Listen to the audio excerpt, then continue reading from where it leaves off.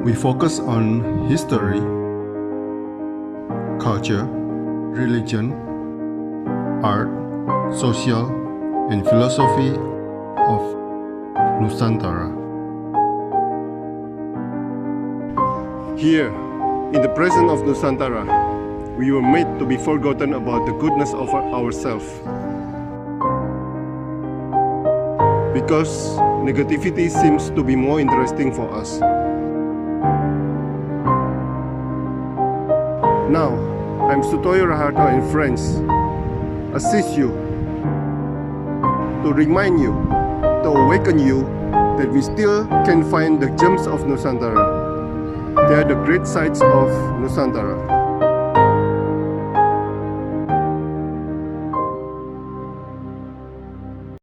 Oke teman-teman, beliau ini salah satu tokoh Konghucu di Kota Medan. Pak Andi Wiranata adalah seorang konsultan pajak dan aktivis agama Konghucu. Beliau cukup aktif di gerakan-gerakan Konghucu di Kota Medan dan juga Sekolah Tinggi Konghucu. Nah, silakan Pak Andi untuk memulai PowerPoint-nya. Oke, terima kasih.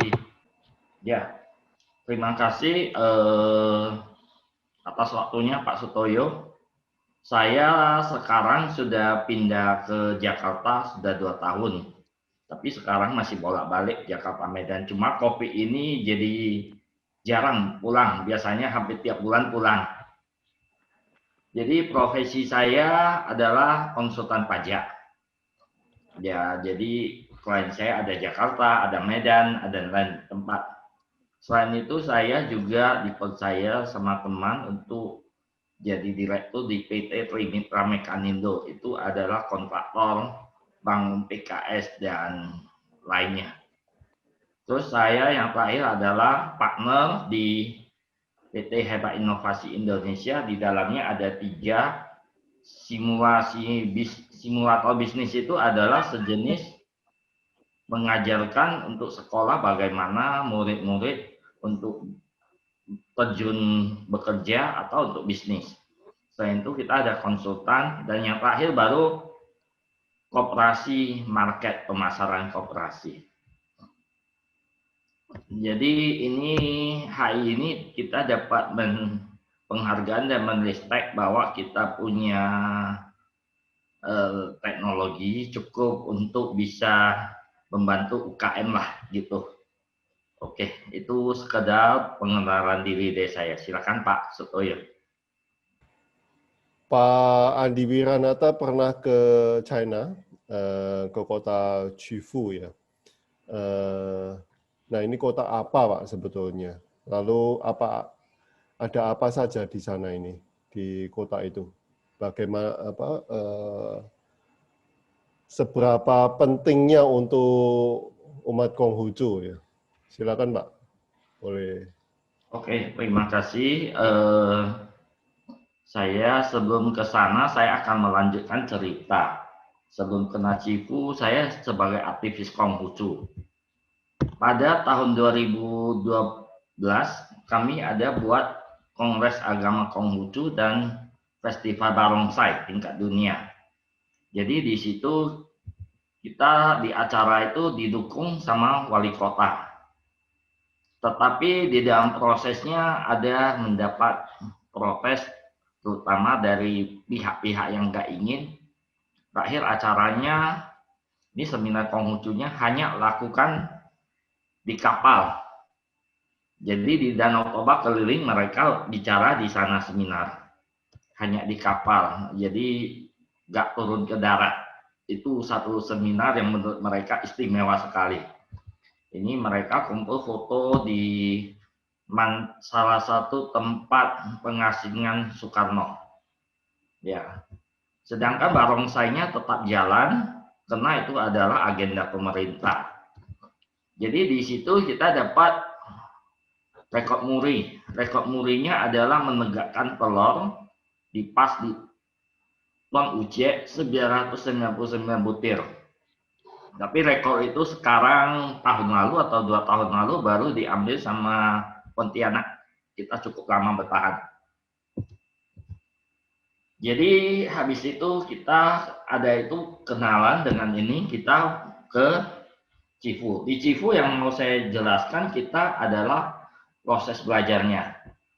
Ke Cifu saya sebenarnya sudah 4 kali pergi, tapi yang di sini saya khusus menjelaskan proses kami belajar di Nissan Senyen Suyen, ya.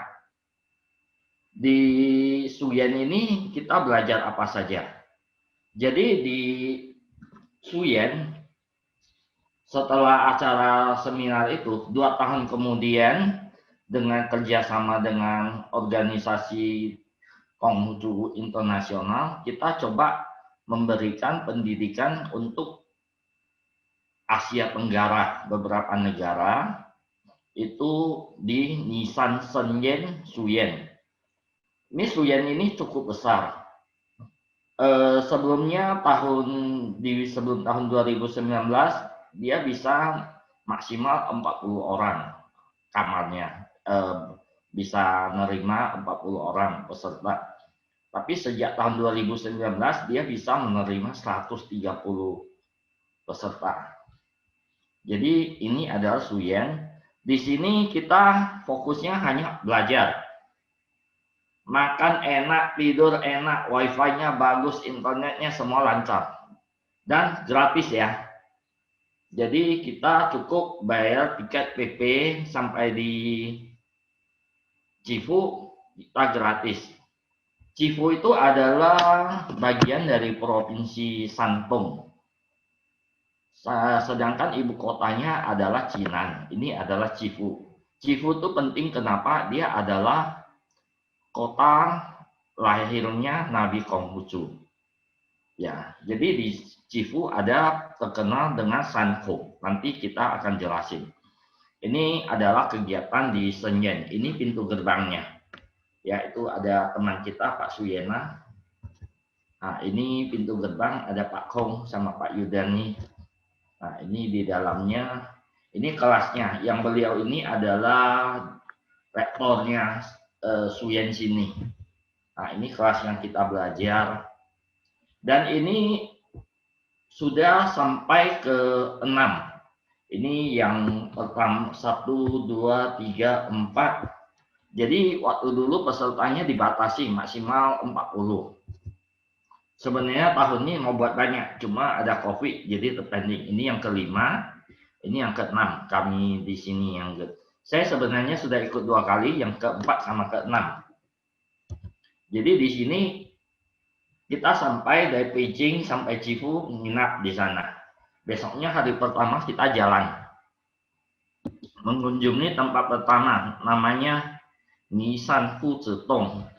Di goa ini dikabarkan Nabi Konghucu lahir di sana. Ya, ini di gua ini sekarang sudah ditutupi, nggak bisa. Jadi kita di sini sembahyang di sini. Nah, ini Konghucu Tong, dan nggak jauh dari sini ada namanya Nissan Sencing. Ini baru bangun, patung Konghucunya 72 meter. Jadi dari Nissan tadi Fuzitong ke situ nggak jauh. Cukup kalau naik mobil 15 menit aja nyampe. Ya. Jadi pertama tadi adalah Nissan Fuzitong, sedangkan yang ini adalah Nissan Sencing. Sekolah kami Nissan Senyen. Jadi di sana terkenal dengan istilah 3 Ni. Nissan Fuzitong adalah gua anak dan bapak. Senyen adalah sumber orang suci. Sencing adalah tanah orang suci. Jadi itu kalimatnya. Jadi ini Bu Rika Pak Yudani di Sencing. Ini di dalamnya mewah. Nah, ini di dalamnya. Kali kedua kita belajar. Kita belajarnya full. Dari jam 6 pagi kita ada bangun setengah jam meditasi. Kemudian baca kitab jam 7 sampai jam 8. Makan jam 9 mulai belajar sampai jam 12 berhenti makan siang, lanjut jam 2 sampai selesai jam 5 kita makan malam jam 7 30 kita masih belajar. Jadi sampai malam. Yang malamnya kita belajar, kita menulis kembali apa yang hari ini kita pelajari. Ya, itu hari kedua. Hari ketiga kita ke Mencius, Kelenteng Mencius. Nah, ini Mencius. Di sini ada tulisan Muciao Izhen. Itu artinya ajaran dari seorang ibu yang paling berharga. Karena Mencius itu menceritakan dia bisa berhasil menjadi seperti seorang nabi karena adalah berkat ajaran mamanya. Jadi besoknya setelah ke Mencius ke Mencius tengah hari, balik lagi ke Suyen, kita belajar Chongyong. Tadi kita belajar pas ya. Besoknya hari keempat kita seharian belajar Mengse. Isinya banyak, tapi gak mungkin saya hanya cerita perjalanannya yang enak-enak. Hari kelima kita ke Chifu. Chifu itu terkenal dengan Sanhong. Ini adalah Hongmiao Confucius Temple. Ini Hongmiao. Ini Hongmiao, ya ini suasananya. Ini pintu gerbangnya masuk. Ya ini pintu gerbang. Ini di dalam. Nah, ini di dalam. Terus setelah itu ada namanya Kungfu, adalah mansion atau tempat kediamannya. Ya ini seperti gini. Ya lanjut. Yang terakhir adalah Kongling atau tempat hutan ya. Kaoling itu hutan. Cuma di sana sebagai pemakaman keluarga dari Konghucu. Cuma satu murid yang Konghucu yang bukan keluarganya dimakamkan di situ. Itu adalah Cekung, muridnya yang paling kaya. Nah, ini pintu masuknya. Ini yang keluarga-keluarganya makamnya di situ. Ini pintu gerbangnya. Ya, ini kita persiapan sembayangnya. Setelah selesai, hari ke-6 kembali kita belajar Lunyi atau Analek yang kita kenal. Hari ke-7 kita jalan ke kota. Kota di tempat kita tinggal, tadi Senyen, Nisan Suyen itu adalah dibangun di atas jejak kakinya masa kecil kaki Konghucu. Jadi Nabi Konghucu masa kecilnya main-main di situ, sekarang dibangun Suyen yang tempat kita belajar. Jadi itu tepatnya di daerah Sisui. Sisui itu seperti Surabaya, namanya kebetulan sama dengan Surabaya, bahasa Mandarinnya Sisui. Ya, jadi ini ada sekolahnya, kita ada jalan ke sana. Nah, ini juga ke perkampungannya. Setelah itu selesai hari ke-7 malam kita acara penutupan, jadi membagikan sertifikat. Nah, ini peserta, ini yang teman kita kebetulan dari Korea ikut juga, ya. Ini semua pesertanya yang ikut ada 36. Ini yang dari Indonesia 12 orang. Jadi inilah sertifikatnya. Di sertifikat ini selain kita selain dapat sertifikat, kita dapat lagi satu nama panggilan. Jadi saya kebetulan nama Ci, artinya nama yang berhubungan dengan pendidikan. Ini namanya disusun berdasarkan Pak Ce, oleh guru kita dipilih namanya. Saya pernah tanya, susun namanya bagaimana? Asal enggak, saya hitung dengan Pak Ce.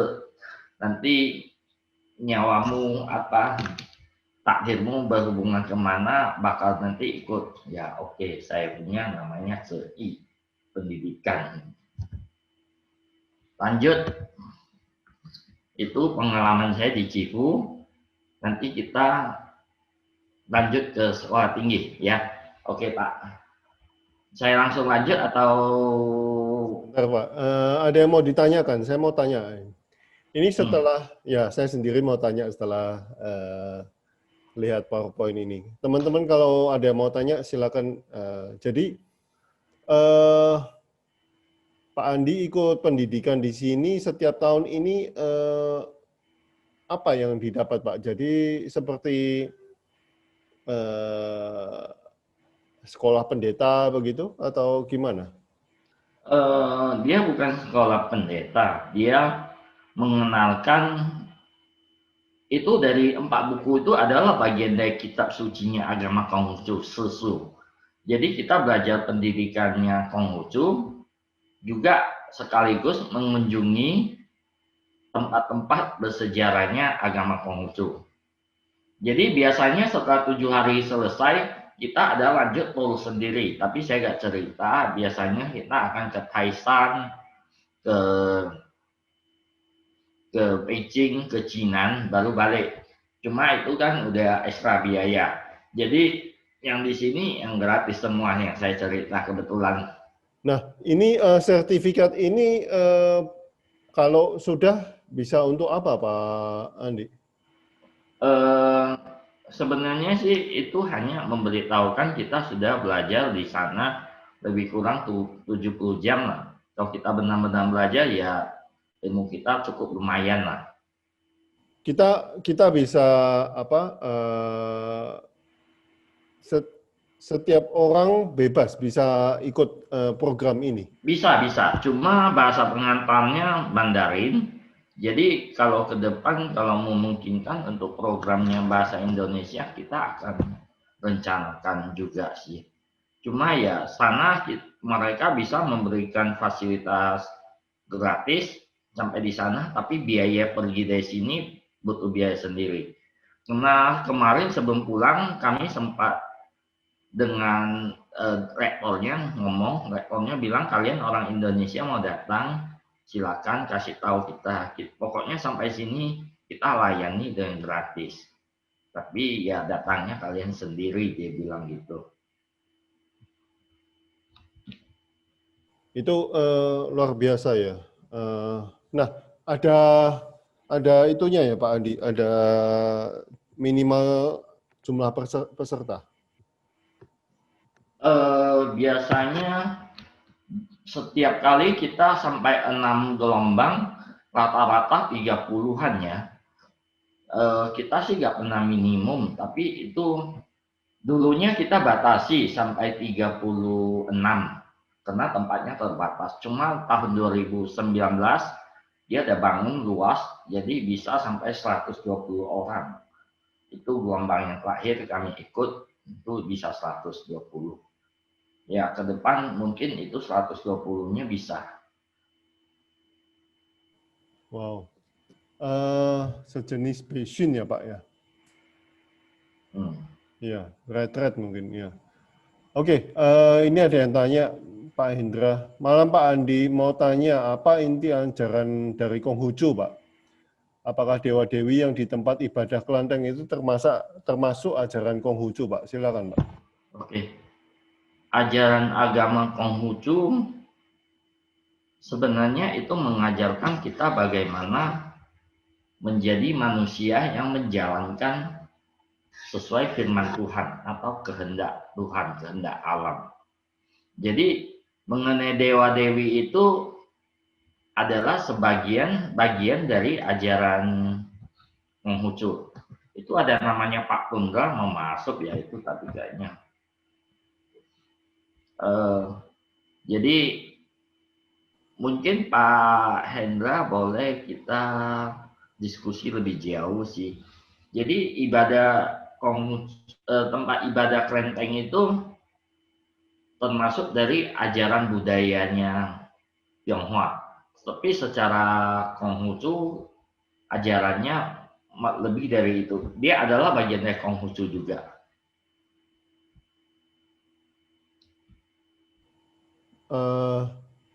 Lalu, pengen belajar tapi nggak punya duit sama waktu ya. Ini harus optimis, Mas Purnomo. Kalau hanya berkunjung beberapa hari, bolehkah Pak? Kalau mengikuti program, dia harus selesai 8 hari. Setelah selesai hari ke-7, besoknya hari ke-8 bubar. Kita biasanya ada tambahan 3 hari lagi. Kita ke Taishan, ke Beijing, itu. Tapi kalau kita nggak mau boleh langsung jalan sendiri. Jadi yang gratisnya ikut habis, kalau yang setelah itu ya terserah mau bayarnya mau ikut barengan yang bayar atau enggak. Loh Pak, yang diundang ke sana ini Ini interesting. Nanti kalau ada kesempatan ini tolong di-share di grup, Pak. Ini interesting sekali. Yang mau saya tanyakan, kuota yang Pak Andi ikut itu kuota orang Medan atau bagaimana? Dipilah per kota, soalnya kan kalau Mandarin kan juga ada tuh. Dipilah per kota. Satu kota cuma ada berapa kuota saja, misalnya 10 orang. Nah, kalau yang di sini sistemnya bagaimana, Pak? Sebenarnya sih nggak ada kuota, cuma kita ada buka pendaftaran. Dulunya ada kuota sampai 36 orang, termasuk di tiga negara Malaysia, Indonesia, sama Singapura. Cuma dulu ini kan bahasa pengantarnya kan Mandarin, jadi terbatas, banyak yang nggak bisa ikut. Ya, kalau kita mau pilih khusus Indonesia, ya kuotanya sih bisa 100 orang. Tapi berarti 30 orang ini tiga negara ya? Iya, Oke, 36 maksimal sebelum tahun 2019. Lain kali boleh di-share ini, Pak, kalau ada yang pengen ikut. Ya, Tapi kita ini harap tidak, COVID selesai boleh ikut. tapi ini tidak terbatas umat Konghucu kan, Pak? Enggak terbatas. Banyak yang orang umum. Dari 12 orang itu ada 2 orang yang kebetulan nggak kita kenal, tapi dia baca gitu tertarik langsung daftar juga itu. Dan mereka umumnya adalah guru-guru itu yang ngerti Mandarin. Oke. Interesting. Ini pemerintah Cina invest di sini juga cukup banyak ini berarti. Nah, itu dalam 1 tahun mereka mengadakan program ini setiap minggu atau cuma berapa bulan sekali, Pak, dalam 1 tahun? Sebenarnya dia programnya cukup banyak, hampir awal tahun sampai akhir tahun untuk banyak negara. Cuma kita di Asia Tenggara dikasih 2 kali jatah seperti ini, cuma kita masih bisa ambil sekali. Nah, mungkin pertanyaan saya yang selanjutnya, Pak. Ini agak sensitif sebetulnya.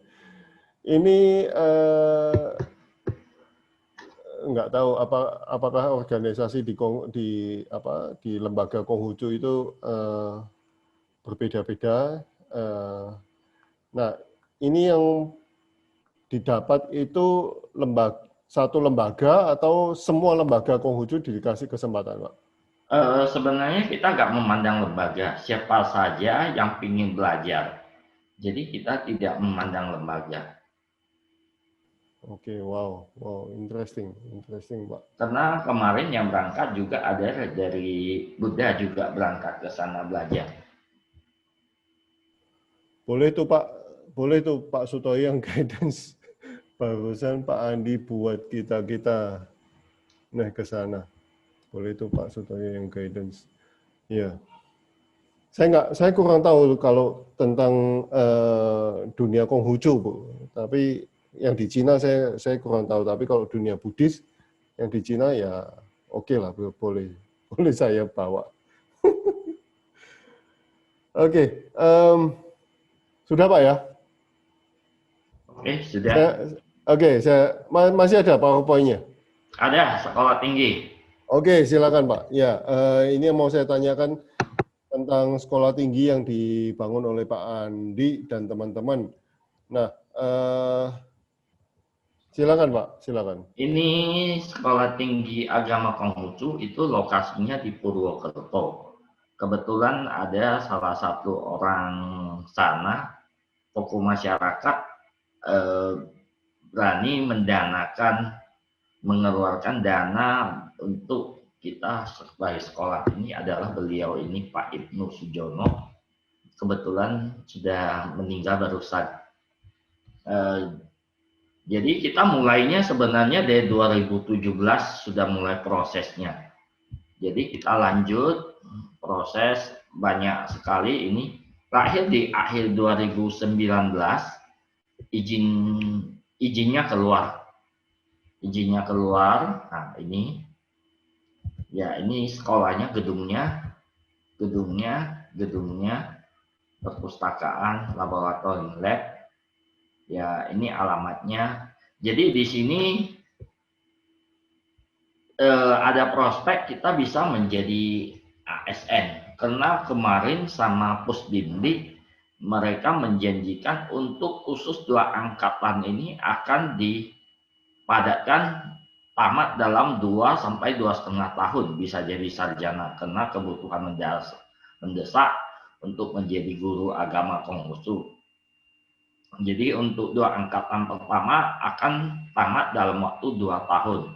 Dan untuk menjadi ASN akan diprioritas yang tamatan dari sini. Jadi ini pendaftarannya stikim.ac.id. Ya, ini fasilitasnya. Oke, itu tentang Sekolah Tinggi Agama Konghucu. Mungkin ada yang mau tanya? Silakan teman-teman yang mau ditanyakan. Saya tanya dulu ya Pak ya. Ya. Apa lulusan dari sini langsung bisa menjadi pendeta Konghucu Pak? Atau guru saja? Kita di sini hanya untuk guru saja.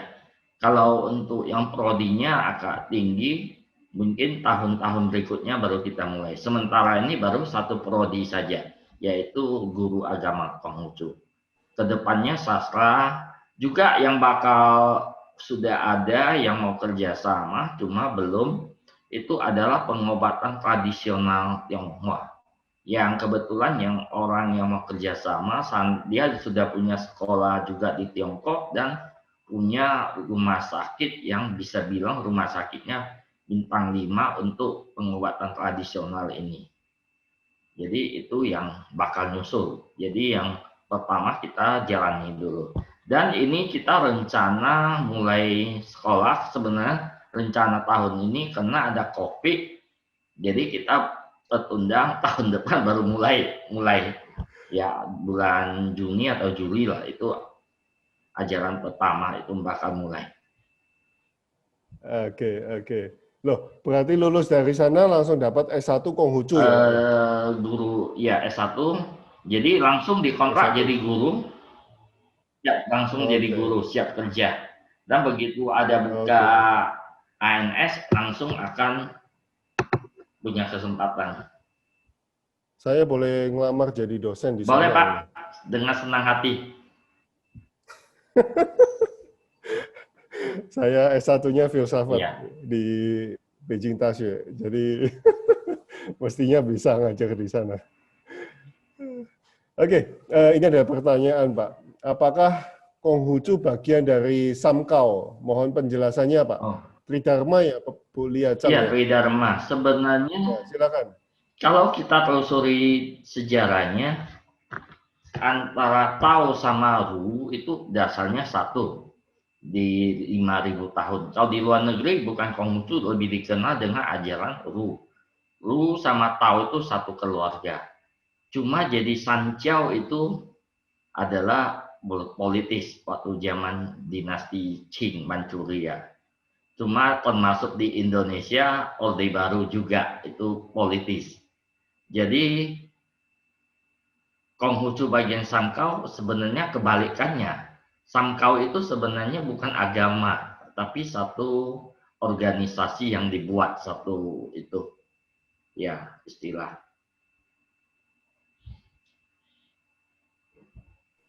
Oke. Terus ada yang tanya apa lagi itu? Wah, pengen tuh pengobatan alternatif. Ya, kita harapkan 2-3 tahun. Lambang stikin artinya apa ya Pak ya? Lambangnya ini artinya apa Pak? Silakan. Oke, lambangnya ini semasa Konghucu masih hidup, mereka ngajarnya dia kan keliling pergi ngajar, jadi pakai kereta kuda. Jadi kereta kuda ini melambangkan pengajaran ajaran ilmu Konghucu yang kemana-mana. Dan lambang ini termasuk salah satu ciri khas Konghucu di beberapa negara juga. Selain itu ada beberapa logo, termasuk lambang Sui atau air juga ada logonya Konghucu. Ada tambahan dari saya.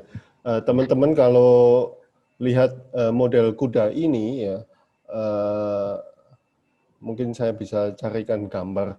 Kuda ini itu sebetulnya ada satu zaman beberapa ribu tahun yang lalu di Cina mereka sudah bisa membuat patung kuda yang berdiri di satu kaki. Nah, modelnya mirip kuda ini dan itu achievement untuk China pada waktu itu. Oke, Bu Lia Chang tanya lagi. Ya, Tridharma, Pak. Maaf, bukan zaman Tang ya, Pak ya. Silakan. Zaman Tang dengan zaman Qing punya beda tridharmanya. Di zaman Tang memang sudah ada 3 agama, ada Tao, ada Buddha sama Konghucu, tapi tidak disatukan jadi Sanjiao. Memang ada masing-masing, cuma di Manchuria baru disatukan sekaligus. Memang agamanya sudah ada dianggap 3 di sana. Sekolah Stikin ini punya jurusan umum atau hanya atau khusus belajar Konghucu, Pak? Selain belajar Konghucu, kita sebenarnya bisa ada belajar Mandarin, ada belajar bisnisnya Konghucu, Rusang ya kita istilah.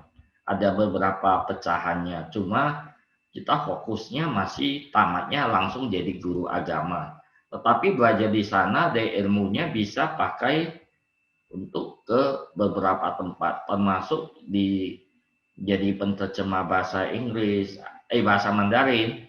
Apalagi ya kalau seperti teman saya bilang, kalau kita mengerti Mandarin jangan jadi penerjemah, jadi bisnis aja. Orang Tiongkok mau kemari bisnis bilang aja, saya yang jadi partner kamu, bantu kamu jualin, saya nggak mau jadi penerjemah. Itu baru ada duit jadi pengusaha, jadi bukan hanya terima terjemah sekali habis. Pak Andi, pertanyaan terakhir dari saya, ini Bu Lia Chang. Lulusan sekolah tinggi tadi gelarnya nanti apa ya, Pak ya? S apa? Sarjana itu yang belum kita ini karena kita perlu minta dengan pemerintah ya. Itu masih belum keluar. Kemarin ada beberapa sarjana pendidikan juga sih. Jadi masih dengan pihak pemerintah dalam proses yang ini gelarnya. Oh, jadi belum tahu SAG atau Iya, SPD ya? Oke, iya. oke. Nah, saya pikir malah stikinya ini di Medan malah. Kok malah di Purwokerto? Di Purwokerto ada yang nyumbang gedung sama tanah yang sekian besar. Jadi ya itu cukup lumayan sih kemarin. Berapa puluh M juga untuk seperti gini. Wow, wow. Ini yang pertama di Indonesia, Pak? Iya, pertama di Indonesia. Oke, oke. Jadi kita harap yang mau boleh bersedia. Pak Sutoyo, di Zoom ini pas ada Bu Emma yang pernah jadi Binmas Konghucu di Pusat Kerukunan Umat Beragama di Jakarta. Mungkin boleh diminta bicara sedikit. Silakan Bu Emma. Oke, Bu Emma. Ibu Bu Emma di Depak, Bu. Ya, kebetulan saya sudah purna tugas dari Kementerian Agama. Oke. Nah, sekarang bantu di Stikin. Oh, oke. Nah, bantu untuk pengembangan Stikin ke depan, pembinaan Stikin. Sudah ada siswanya, Bu, di sana, Bu? Sekarang ini masih proses. Jadi kita masih sosialisasi tentang Stikin ke beberapa teman umat Konghucu, kemudian juga sosialisasi kepada Kanwil Kementerian Agama. Nah ini saya sudah membuat video ya, video tentang sosialisasi Stikin. Tapi bisa diputar ya Pak Andi ya?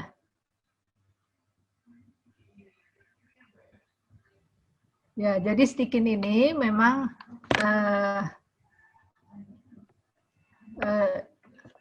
pendiriannya banyak yang membantu. Saya ucapkan terima kasih kepada teman-teman Konghucu ini yang sudah banyak membantu. Ini merupakan kebutuhan umat juga, kebutuhan umat Konghucu. Karena umat yang lain, Islam, Kristen, Katolik, Hindu, Buddha, itu sudah punya sekolah-sekolah ya, mulai dari PAUD, TK, SD, SMP, hingga perguruan tinggi. Nah ini Konghucu belum ada sekolah yang berciri khas khusus Konghucu. Nah, apalagi yang perguruan tinggi. Nah, oleh karena itu, Konghucu juga sebagai agama yang diberikan pelayanan oleh negara, berhak juga mempunyai sekolah tinggi Konghucu. Nah, ini merupakan satu-satunya di Indonesia dan bahkan di dunia, Pak Sutoyo. Nah, saya juga Di dunia, senang. Bu? Di dunia, Bu? Di dunia, ya, bahkan di dunia ini satu-satunya sekolah tinggi yang khusus mengajarkan ajaran-ajaran Konghucu. Di China nggak ada ya, Bu ya? Beda ya di China. Oh, oke. Ya, beda. Kalau kita fokusnya jadi guru agama, di China kan nggak jadi guru agama. Walaupun mereka ada ngajarin apa yang diajarkan Nabi Konghucu, kitab-kitabnya. Oh, oke. Wow. Ya. Dan Ibu Muslim Jadi, ini. Alhamdulillah Muslim. Nah, ini yang luar biasa. Ya. Wow. Wow. Ya, saya sudah 10 tahun ya, sejak 2010 saya itu di Kementerian Agama, kebetulan melayani Konghucu. Nah, jadi sudah bagian dari ya gitulah. Jadi ya sebetulnya ya nggak perlu diceritakan, tapi memang saya juga senang banyak bergaul dengan teman-teman Konghucu, dengan teman-teman Buddha, Kristen, Katolik. Nah, itu membuat kita lebih banyak punya banyak teman dan lebih tahu tentang agama-agama ini.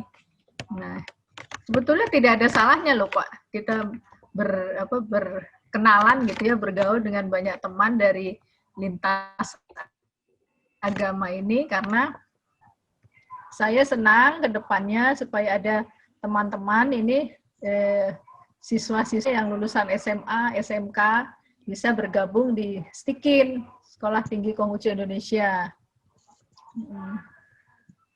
Karena kebutuhan guru agama itu memang sudah mendesak, Pak Sutoyo.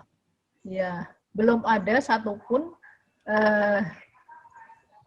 guru agama Konghucu yang mempunyai gelar S1 pendidikan agama. Kalau dari sisi kompetensi, guru agama Konghucu itu sudah sama dengan guru agama dari 5 agama yang lain. Cuma dari sisi kualifikasi untuk S1 pendidikan agama, nah itu belum ada. Nah, jadi selama ini Konghucu di sekolah-sekolah diajarin oleh siapa, Bu? Nah, Konghucu di sekolah-sekolah, kalau ada murid yang beragama Konghucu, walaupun dia itu 1 orang di sekolah, SD atau SMP atau SMA, dia juga berhak mendapatkan pelajaran agama. Nah, siapakah yang mengajar? Nah, ini guru di sekolah itu atau kepala sekolah harus berkoordinasi dengan Kanwil Kementerian Agama. Kemudian Kanwil Kementerian Agama minta kepada makin di daerah untuk menjadi tenaga pengajar. Nah, ini sudah ada SOP-nya sebetulnya. Jadi jangan sampai murid beragama Konghucu tidak mendapatkan pelajaran agama Konghucu. Walaupun ada 1, tapi mereka berhak mendapatkan pelajaran agama. Nah, jadi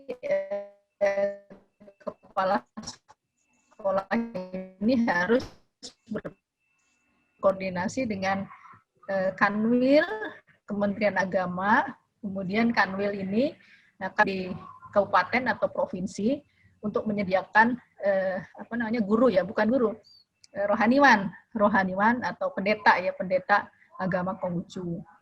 Jadi semuanya ya otodidak. Iya. Tapi dari sisi kompetensi, guru agama Konghucu sudah mempunyai kompetensi yang sama dengan guru agama lain. Cuma kualifikasinya saja yang belum. Dengan adanya Sekolah Tinggi Konghucu ini, ada guru agama S1 pendidikan agama, sehingga dia bisa mendapatkan sertifikasi yang dari Kemendikbud. Pak Suyena mungkin mau nambahin sedikit sebelum kita off. Atau Pak Suyena dikasih kita kasih Pak satu sesi untuk bulan depan.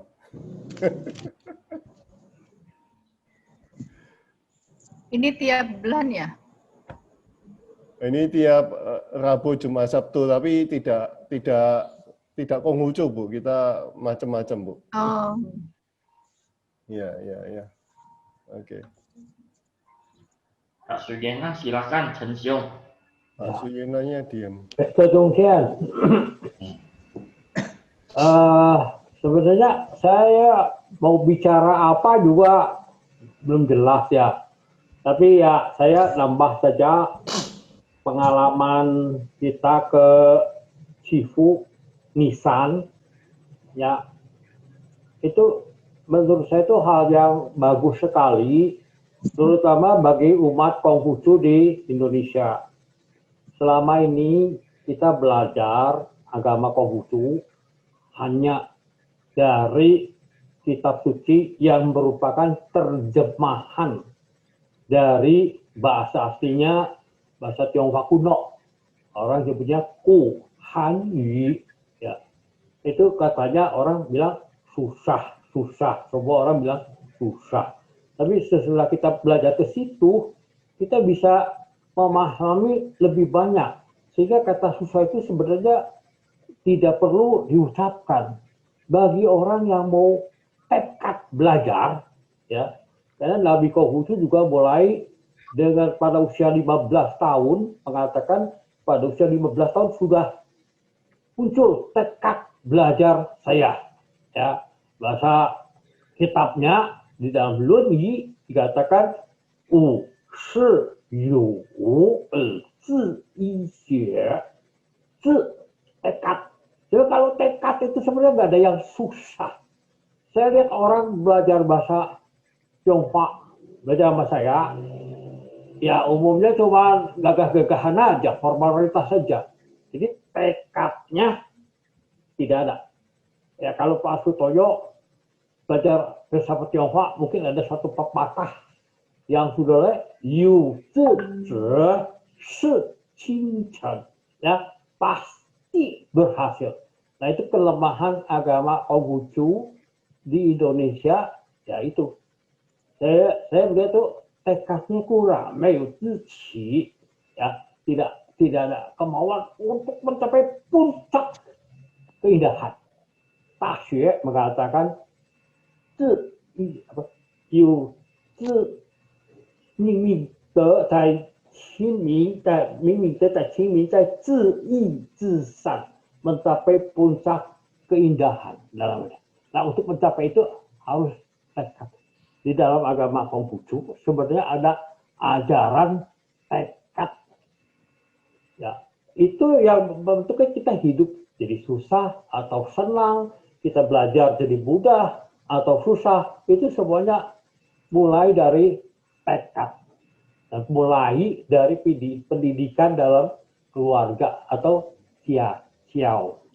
Dan di dalam bahasa Indonesia, ketika kita belajar ke Shifu, ke Nissan, kita diajarin inilah sebenarnya agama Konghucu itu. Tapi kalau di situ dia disebutnya ajaran Konghucu. Karena di tempat mereka tidak disebut agama, ajaran, filsafat. Ya, itu membuka wawasan kita bahwa kita ini harus ke situ. Ya, saya mengharapkan Stikin itu ya bisa membawa mahasiswa Indonesia untuk mengalah puncak keindahan dalam agama Konghucu. Kalau puncak keindahan itu sudah tercapai, ini dapat atau pencerahan batin itu bisa tercapai. Ya, kira-kira begini. Terima kasih. Oke, terima kasih Pak Suyena. Terima kasih teman-teman. Terima kasih Pak Andi. Terima kasih pengetahuannya.